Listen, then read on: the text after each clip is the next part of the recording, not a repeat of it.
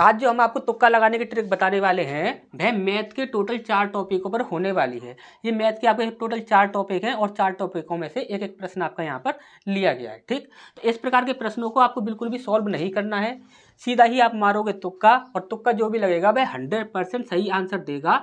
इसकी पूरी पूरी जिम्मेदारी हम लेते हैं, लेकिन शर्त ये रहेगी कि जो भी बातें हम आपको बताएंगे उन्हें आपको अच्छे से याद रखना होगा। यदि आप उन्हें अच्छे से याद नहीं रखोगे और उन्हें अच्छे से समझोगे नहीं तो इसके जिम्मेदार सिर्फ आप होंगे, हम नहीं होंगे। ठीक, अब ये आपके जो प्रश्न हैं इनमें बिल्कुल भी आपको सॉल्व करने की आवश्यकता नहीं है, सीधा ही आप तुक्का मारोगे।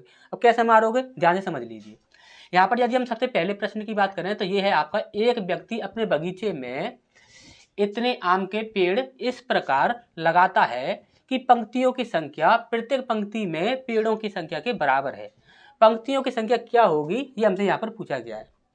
हमेशा याद रखिएगा, जब कभी भी इस टाइप का आपके पास प्रश्न आ जाए जिसमें यह बोल दिया जाए कि जितनी पंक्ति हैं उतनी ही वस्तु हैं, ध्यान से समझ लीजिए, जितनी पंक्ति हैं उतनी ही वस्तु हैं, वहां पर आपसे पंक्तियों की संख्या पूछ ले तो वहां पर आपको क्या करना है कि सीधा ही आप ऑप्शंस पर आ जाइए और ऑप्शंस में से ये देख लीजिए कि ऐसा कौन सा विकल्प है जो कि वस्तुओं की संख्या को डिवाइड कर रहा है। क्या, जो ऐसा कौन सा ऑप्शन है जो कि वस्तुओं की संख्या को डिवाइड कर रहा है। जो ऑप्शन आपका वस्तुओं की संख्या को डिवाइड कर देगा वही आपका आंसर होगा। जो वस्तुओं की संख्या को डिवाइड नहीं करेगा वह आपका कभी भी आंसर नहीं हो सकता। ठीक, अब यहाँ पर देखिए, अब आप यहाँ पर बोलोगे सर इतनी बड़ी बड़े पहाड़े हैं, इन्हें हम कैसे देखेंगे, इनसे हम कैसे डिवाइड करेंगे। ठीक, तो अब आप ध्यान से समझिएगा एक बात। हमने बोला कि ये कितना है आपका 130 है। अब 130 में यदि हम बात करें तो 130 को यदि हम एक अभाज्य संख्या निकालें इसके अंदर से तो कौन सी निकलेगी। आप बोलोगे सर कि 13 गुणा 10 आपका क्या हो जाता है 130 हो जाता है, तो 13 वहाँ से एक अभाज्य संख्या निकल कर आ जाएगी। अब यहाँ पर यदि इस संख्या में लास्ट में 0 लगा हुआ है और इस संख्या में आपका यदि 0 नहीं लगा हुआ है तो ये संख्या तो इससे कभी भी डिवाइड नहीं हो सकती। आंसर हमेशा ही पॉइंट में जाएगा। ध्यान से समझ लीजिए, यदि इस संख्या में कोई भी 0 नहीं लगा हुआ है और इस संख्या में यदि 0 लगा हुआ है तो 100% आपका जो आंसर होगा वह पॉइंट में जाएगा, तो ये कभी भी हमारा आंसर नहीं हो सकता। अब हमने बोला यहाँ पर कि ये कितना है आपका 135 है। हमने बोला कि 135 से ये संख्या डिवाइड हो जाएगी। आप बोलोगे सर 135 जो होता है इसमें इससे तो हम डिवाइड नहीं कर सकते क्योंकि बहुत बड़ा पहाड़ा है। हमने बोला कोई दिक्कत वाली बात नहीं है, इतना कितना भी बड़ा पहाड़ा हो आप इजीली कर सकते हो। हमने बोला कि ये कितना है 5 और 3 8 और 1 9, कितना बन रहा है आपका टोटल 9 बन रहा है। यानी कि ये जो संख्या है वह 100% 9 से डिवाइड हो रही है और साथ ही साथ ये 3 से भी डिवाइड होगी, 9 से भी डिवाइड होगी तो 3 से भी डिवाइड होगी। हमने बोला कि या क्या ये ऐसी संख्या है जो कि 9 से या 3 से डिवाइड हो जाए। हमने बोला 5 और 2 7, 7 और 2 9 और 1 10। क्या ये संख्या आपकी 9 से डिवाइड हो रही है? नहीं हो रही है। क्या ये संख्या 3 से डिवाइड हो रही है? नहीं हो रही है।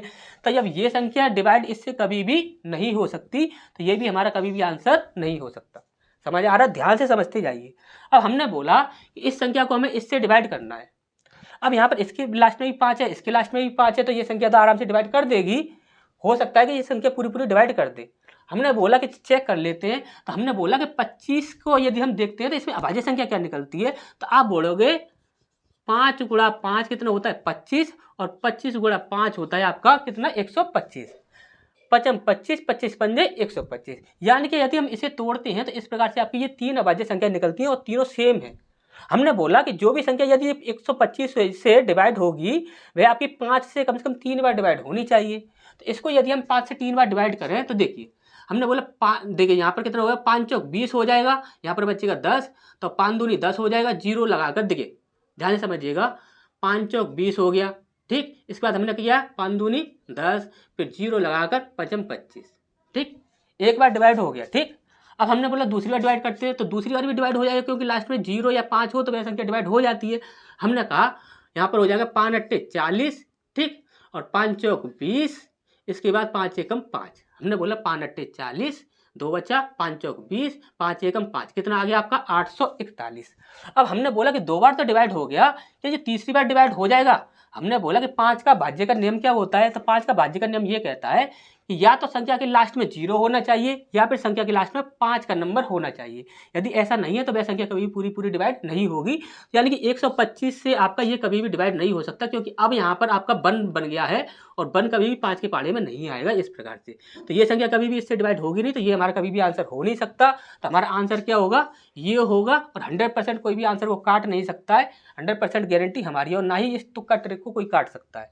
इसका नेक्स्ट क्वेश्चन है, यहाँ पर हमसे बोला गया है एक समकोण त्रिभुज में सबसे लंबी भुजा मध्य भुजा से 2 सेंटीमीटर अधिक है और मध्य भुजा सबसे छोटी भुजा से 2 सेंटीमीटर अधिक है। सबसे बड़ी भुजा की लंबाई क्या होगी, ये हमसे यहाँ पर पूछा गया है। अब यहाँ पर देखिए हमसे क्या पूछा गया है, सबसे बड़ी जो भुजा होगी उसकी लंबाई क्या होगी, ये हमसे यहाँ पर पूछा गया है। हमने आपको हमेशा ये एक बात बोली है कि चाहे आप रेशियो टॉपिक हो चाहे मैथ का कोई भी टॉपिक हो, उसमें आप एक बात हमेशा याद रखिए कि जो चीज़ यदि आपसे पूछी जा रही है और उसका यदि आपके पास रेशियो है तो आपको कभी भी उसे सॉल्व नहीं करना है, सीधा ही आप रेशियो से डिवाइड करके देख लीजिए, जो भी आपका आंसर होगा वह 100% डिवाइड हो रहा होगा। अब आप बोलोगे सर इसमें तो रेशियो दिया ही नहीं है, तो हम क्या करेंगे। तो यहाँ पर रेशियो नहीं दिया है, लेकिन उसने कुछ बोला तो है। क्या बोला है वो ध्यान से समझिए। उसने बोला है कि एक समकोण त्रिभुज है, हमने बोला कि ये हमारा एक समकोण त्रिभुज है, और आपको अच्छे से पता है कि सबसे बड़ी जो भुजा होती है वह आपकी कर्ण होती है। ठीक, अब देखिए इस प्रकार के प्रश्नों में कभी भी आपको स्टार्टिंग से स्टार्ट नहीं करना, हमेशा लास्ट से स्टार्ट करना है। उसने बोला है कि मध्य भुजा सबसे छोटी भुजा से 2 सेंटीमीटर अधिक है। हमने बोला कि चलिए मध्य भुजा ये है, यह 2 सेंटीमीटर इससे अधिक है। तो आप बोले सर हमने बोल दिया कि ये आपका 1 है तो इससे 2 सेंटीमीटर अधिक। देखिए 2 सेंटीमीटर अधिक बोला है, दुगना नहीं बोला है, 2 सेंटीमीटर अधिक बोला है। तो 2 सेंटीमीटर अधिक करेंगे तो 2 और 1 कितना हो जाएगा, 3 हो जाएगा, यानी कि ये कितना हो गया आपका 3 हो गया। ठीक, ये नीचे से हमने सॉल्व किया है सबसे पहले यहाँ से कि मध्य भुजा सबसे छोटी भुजा से 2 सेंटीमीटर अधिक है। हमने बोला ऊपर क्या बोला गया है, ऊपर बोला गया है समकोण त्रिभुज में सबसे लंबी भुजा, सबसे लंबी भुजा तो कर्ण होती है, तो सबसे लंबी भुजा मध्य भुजा से 2 सेंटीमीटर अधिक है। यानी कि मध्य भुजा हमने ये मानी थी तो इससे 2 सेंटीमीटर अधिक है, 2 सेंटीमीटर अधिक है। यानी कि 3 में यदि हम 2 जोड़ते हैं तो कितना हो जाता है आपका 5 हो जाता है। कितना हो जाता है 5 होता है। अब आप बोलोगे कि सर अब रेशियो है कि नहीं, तो हमने बोला कि रेशियो है। देखिए सबसे छोटी भुजा का रेशियो 1 है, मध्य भुजा का रेशियो 3 है और सबसे बड़ी भुजा का रेशियो कितना है 5 है। सिर्फ आपको इतना करना है, इससे ज़्यादा कुछ भी नहीं करना है। अब आप बोलिए यहाँ पर पूछा क्या गया है, तो सबसे बड़ी भुजा की लंबाई कितनी होगी। हमने बोला सबसे बड़ी भुजा का रेशियो कितना है, तो आप बोले सर 5 है। तो 5 से जो संख्या डिवाइड हो जाएगी वही आपका आंसर होगा, और 5 से जो संख्या डिवाइड नहीं होगी वह कभी भी आपका आंसर नहीं होगा। हमने बोला क्या 5 से 6 डिवाइड हो जाएगा, आप बोलोगे सर बिल्कुल नहीं होगा, तो ये हमारा कभी भी आंसर नहीं हो सकता। 9 डिवाइड होगा, बिल्कुल नहीं होगा, तो ये भी हमारा आंसर नहीं होगा। हमने बोला क्या 10 डिवाइड हो जाएगा, 10 डिवाइड हो जाएगा, तो यही हमारा आंसर हो जाएगा। इसके बाद हमने बोला क्या 8 डिवाइड होगा, नहीं होगा, तो ये कभी भी हमारा आंसर नहीं होगा। ठीक, अच्छा समझ आ गया होगा। नेक्स्ट क्वेश्चन की ओर बढ़ते हैं।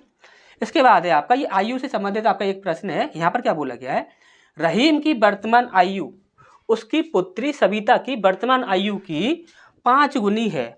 अब से 7 वर्ष बाद रहीम की आयु सविता की आयु की 3 गुनी होगी।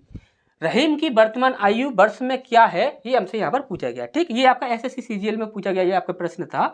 तो यहाँ पर देखिए ये इस प्रश्न में यदि आप इसे सॉल्व करते हो तो दिमाग भी काफ़ी लगाना पड़ेगा, उसकी कैलकुलेशन भी आपको सॉल्व करनी होगी। अब यहाँ पर आप सेकंडों में इस प्रश्न का आंसर दे सकते हो, तो आपकी कैलकुलेशन क्यों करोगे, और आंसर भी आपका 100% सही आएगा, इसकी तो पूरी जिम्मेदारी है ही।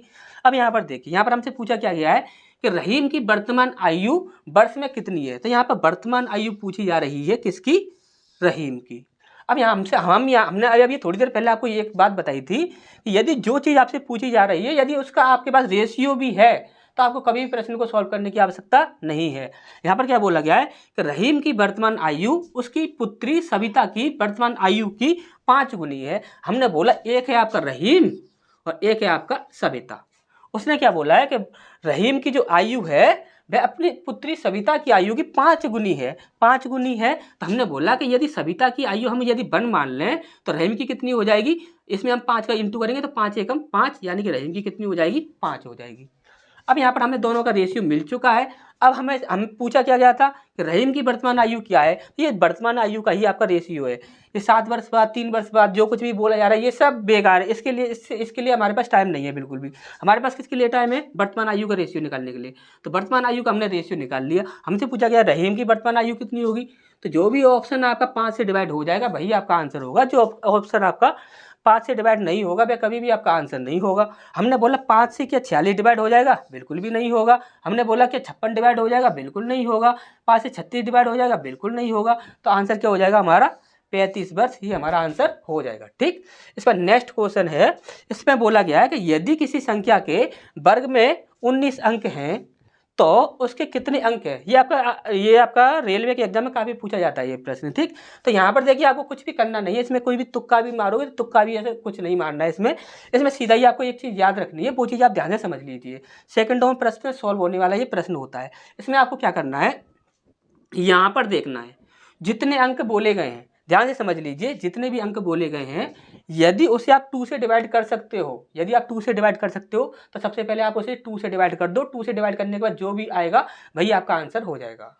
यदि यह संख्या आपकी 2 से डिवाइड नहीं हो रही है, यदि ये संख्या 2 से डिवाइड नहीं हो रही है तो इसमें आप एक जोड़ दीजिए। क्या कर दीजिए, एक जोड़ दीजिए। जोड़ने के बाद जो भी आएगा उसे आप 2 से डिवाइड कर दीजिए, वही आपका आंसर हो जाएगा। हमने बोला कि 19 जो है वह 2 से डिवाइड हो जाएगा। आप बोलो सर बिल्कुल भी नहीं होगा, तो 19 में एक जोड़ दो, कितना हो जाएगा 20 हो जाएगा। और 20 को यदि 2 से डिवाइड करते हैं तो कितना आता है 10 आता है।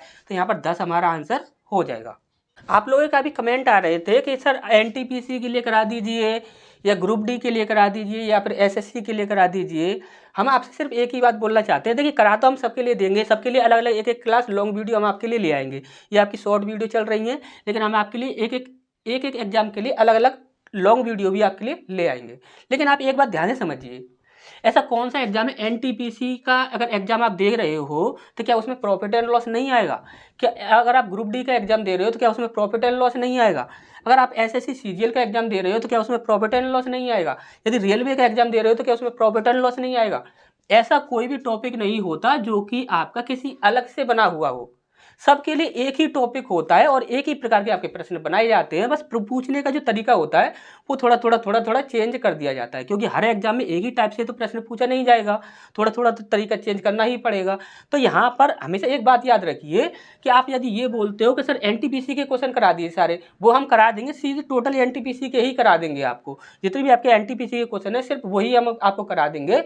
और एसएससी के लिए बोला था तो एसएससी के लिए भी हम करा देंगे। टोटल एक नई वीडियो ले आएंगे जो कि आपकी लॉन्ग वीडियो होगी, जिसमें आपके एनटीपीसी के लिए एक वीडियो होगी अलग से, एसएससी के लिए आपके लिए एक अलग वीडियो होगी, रेलवे ग्रुप डी के लिए आपके अलग से एक वीडियो होगी। लेकिन हम वो आपको ले आएंगे। लेकिन हम जो आपको समझाना चाहते हैं वो चीज़ आप ध्यान से समझिए।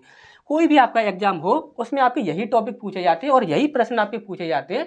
बस पूछने का बस तरीका थोड़ा अलग अलग हो जाता है, क्योंकि तरीका तो चेंज करना पड़ेगा, क्योंकि तरीका चेंज नहीं करेंगे तो बच्चे क्या उसमें रट्टा मारकर आंसर दे देंगे। ठीक, तो इस प्रकार से आपको कभी भी नहीं सीखना है कि आप किसी एक के लिए ही सीख रहे हैं। आपको क्या करना है कि सीखना है, बस किसी एग्जाम के लिए नहीं पढ़ना है, आपको सीखना है। सीखिए बस चीज़ों को। यदि आप सीख लेते हो चीज़ों को तो आपको दिक्कत नहीं आएगी। लेकिन किसी एग्जाम के लिए पर्टिकुलर ही आप देखोगे तो इस प्रकार से ऐसा कोई भी टॉपिक नहीं होता कि जो कि एक पर्टिकुलर उसी एग्जाम के लिए बनाया गया हो। हमने बोला कि प्रॉफिट एंड लॉस और CISI जो है सिर्फ इस एनटीपीसी में आएगा, क्या वह रेलवे ग्रुप डी में नहीं आएगा?